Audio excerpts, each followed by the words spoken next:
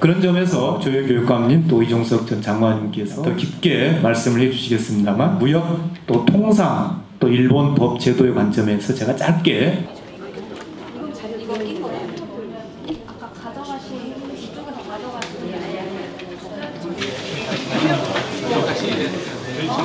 편하게 해주시는데 꼭 인사를 좀 올리고 싶었습니다. 이제 방명록 쓰시고 들어가시고 이거를 언제 봬도 어서 오십시오. 언제 봬도 좋은 우리 송 변호사님. 반갑습니다. 자주 뵙습니다. 이쪽으로 방명록 하시고 오십시오. 아유, 원장님 어서 오십시오. 어서 오세요. 어서 오세요. 대표님 안녕하십니까? 네, 장관님 어서 오십시오. 네, 말씀 감사합니다. 이쪽으로 하시죠. 아유, 의원님 어서 오세요. 네. 아유, 축하드립니다.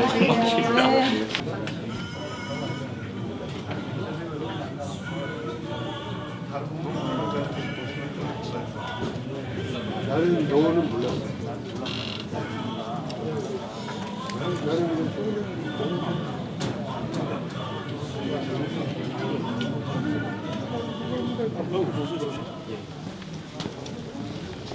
예, 많이 기다리셨습니다. 지금부터 시작을 하는데요.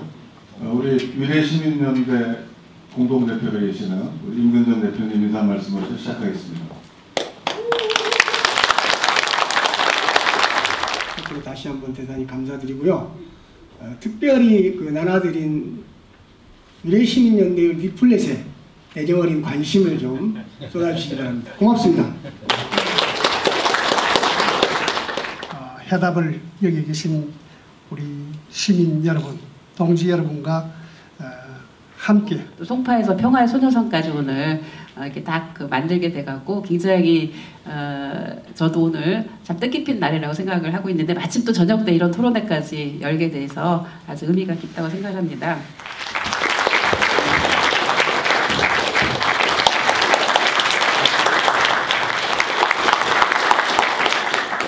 이종석 장관님이 오신다 해갖고 위례시민연대 회원들이 매우 좋아했습니다. 우리가 장관님을 모실 수 있는 시민단체구나. 조현교육감이 아직 안 오셨는데 안 계실 때 말씀드리겠습니다. 서울시 교육감이신데요. 우리나라를 대표하는 진보적인 대표적인 사회학자로서 유명했습니다. 참여연대 초대 사무처장을 하셨고 민주화를 위한 전국교수협의회 상임의장을 하셨습니다. 그리고 성공회대학교 교수를 역임하시고 그러니까 가방끈이 긴데 학생운동, 민주화운동을 오랫동안 했던 분입니다. 교육감 되고 나갖고 오히려 조금 더 덜 활발한 것 같아요, 느낌이. 그렇죠? 이럴 때는 좀 웃으셔야 되는데. 예, 더운데 이렇게 많은 분 와주셔서 정말 감사하고요. 다행히 제가 또 일어선 김에 우리 조희연 교육관님 오시는 거 제가 소개를 할 수 있어서 네, 다행입니다. 어서 오십시오. 일본의 안보에 어떤 문제가 되기 때문에 이 조치를 취한다는 것을 일본 대표가 설명을 못합니다. 즉 자신의 조치를 정당화할 안보적 사유 없이 안보 조치라는 것을 끌어다 왔기 때문에 국제사회 그리고 일본 안에서도 설득력이 떨어집니다. 만약에 정말로 일본 기업에게 피해가 발생한다면 아베는 이렇게 말할 수 있어야 됩니다. 우리 기업 여러분들 지금 힘드시지만 이것이 우리 일본의 안보를 위하는 길입니다. 참아주십시오라고 말을 할 수 있어야 됩니다. 그런데 아베가 그렇게 말할 수 있는 그런 안보적인 사유가 없습니다. 김정은이 경제에 올인하기 위해서는 결국은 안보 정세가 불안하면 안 됩니다. 그런데 우리는 한미연합군사훈련이 그것이 우리로서는 방어훈련이라고 그러지만 북한 입장에서는 자기도 그렇게 안 보니까 그러다 보니까 한미연합군사훈련이 있을 때에는 북한에서는 그야말로 거기에 대응한 전쟁 연습을 굉장히 심하게 한단 말이죠. 근데 전쟁 연습을 한다고 예를 들어서 북한에서 김정은이 경제 올인해라 그래서 노동자들을 갖다가 막 공장에다가 24시간 돌리는데 한미연합군사훈련이 있게 되면은 그 노동자들이 전쟁 연습하러 다 뛰쳐나가야 됩니다. 그 기계에 돌리던 것들 내버려두고 그리고 한미연합군사훈련이 한 달 동안 끝나고 나면 다시 돌아와서 기계 돌려요. 여러분 한 달 동안 그 멎었던 기계 갖다가 먼지 털려고 다시 돌리면 그 경제가 돌아갑니까? 역사 정의를 올바로 인식하고 역사 정의에 입각한 투철한 인식과 자각을 어떻게 미래 세대에게 전승할 것이냐 하는 과제, 어려운 과제에 직면하고 있습니다.